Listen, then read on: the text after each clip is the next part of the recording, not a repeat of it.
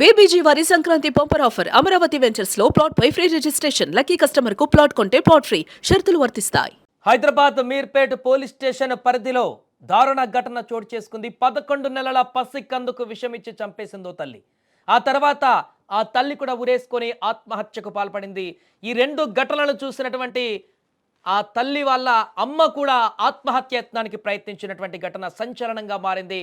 ఇది Meerpet police station పరిధిలో చోటు చేసుకుంది. కుటుంబ కలహాల నేపథ్యంలోనే ఈ యొక్క ఘటన జరిగినట్టుగా ప్రాథమికంగా తెలుస్తుంది. మహిళ తన కుమారుడికి విషమిచ్చి అనంతరం తాను ఉరివేసుకుని ఆత్మహత్య చేసుకుని మృతి చెందింది. సో పోలీసుల వివరాల ప్రకారం చూస్తే మీర్పేటకు చెందినటువంటి సుష్మిత 27 సంవత్సరాల వయసు ఉన్నటువంటి ఆమె 4 సంవత్సరాల క్రితం యశ్వంత్ రెడ్డి అనేటువంటి వ్యక్తితో వివాహమైంది. వారిద్దరికి పెళ్ళై మంచిగా కాపురాన్ని కొనసాగిస్తున్నటువంటి సందర్భంలో ఒక బాబు కూడా పుట్టాడు. కొద్ది కాలం క్రితం 11 నెలల వయసు ఉన్నటువంటి బాబు. యశ్వంత్ రెడ్డి వృత్తిరీత్యా చార్టెడ్ అకౌంటెంట్ జాబ్ చేస్తున్నాడు హైదరాబాద్లో.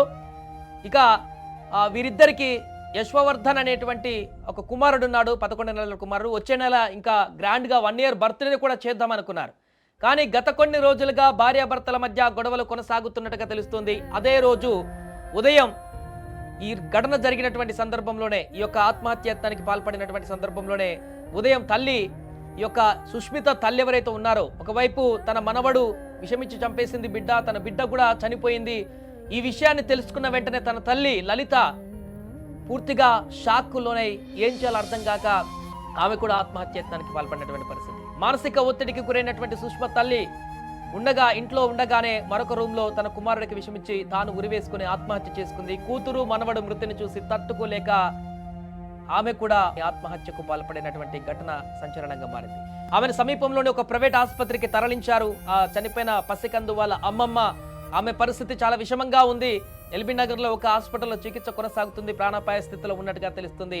కానీ ఆ పసికందు వాళ్ళ తల్లి ఇద్దరు కూడా మృతి అయితే చెందడం జరిగింది. రాత్రి సుమారు 9:30 సమయంలో ఇంటికి వచ్చినటువంటి భర్త యశ్వంత్ రెడ్డి తలుపులు లోపల నుంచి మూసి ఉండడంతో, ఎంత డోర్లు కొట్టినా కూడా తీయకపోవడంతో ఏం జరిగిందో అర్థం కాక లోపలికి వెళ్ళి చూశాడు. వెంటనే అక్కడ ఉన్నటువంటి దృశ్యాలను చూసి షాక్కి గురయ్యాడు. పోలీసులకు సమాచారం అందజేశాడు.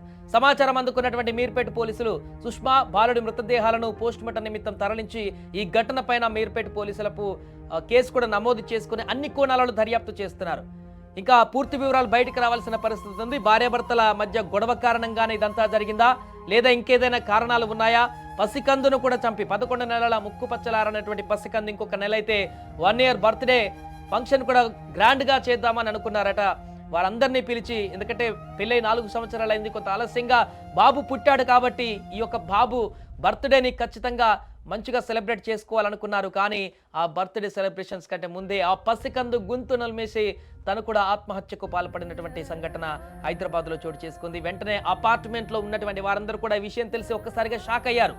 నిన్న మొన్నటిదాకా పాపతో రోజు బయట అందరికీ కనిపిస్తూ మంచిగా ఉన్నారనుకున్నటువంటి పరిస్థితుల్లో ఇలాంటి దుర్మార్గమైనటువంటి చర్యకు పాల్పడడమా, ఇద్దరు చనిపోవడము, వాళ్ళ అమ్మ కూడా ఆత్మహత్యత్నానికి పాల్పడడం ఏంటనేది కూడా వారికి అర్థం కావట్లేదు. అపార్ట్మెంట్లో ఉన్నటువంటి వారందరికీ కూడా ఏదేమైనా కూడా పోలీసులు పూర్తి వివరాలు సేకరిస్తున్నారు. ఇంత దారుణమైనటువంటి నిర్ణయం ఎందుకు ఆ తల్లి తీసుకుంది? పసికందును చంపేసి తాను చావాల్సినటువంటి పరిస్థితి ఎందుకు వచ్చింది? దానికి గల కారణాలు ఏంటనేటువంటి పూర్తి వివరాలను కూడా అన్వేషిస్తున్నారు, ఎంక్వైరీ చేస్తున్నారు, అన్ని కోణాలలో కూడా చూస్తున్నారు. కుటుంబ కలహాలు, ఏమేమి ఇబ్బందులు ఉన్నాయి వీరికి, ఎందుకు ఇంత దారుణమైనటువంటి పరిస్థితికి కారణమైంది, ఇంకా వేరే ఇతర కారణాలు ఏమైనా ఉన్నాయా భార్యాభర్తల గొడవలు కాకుండా అనేటువంటి అన్ని వివరాలను అన్ని కోణాలలో కూడా దర్యాప్తు చేస్తున్నారు. ప్రస్తుతానికి ఇక్కడ హైదరాబాద్లో జరిగినటువంటి ఘటన అయితే సంచలనంగా మారింది.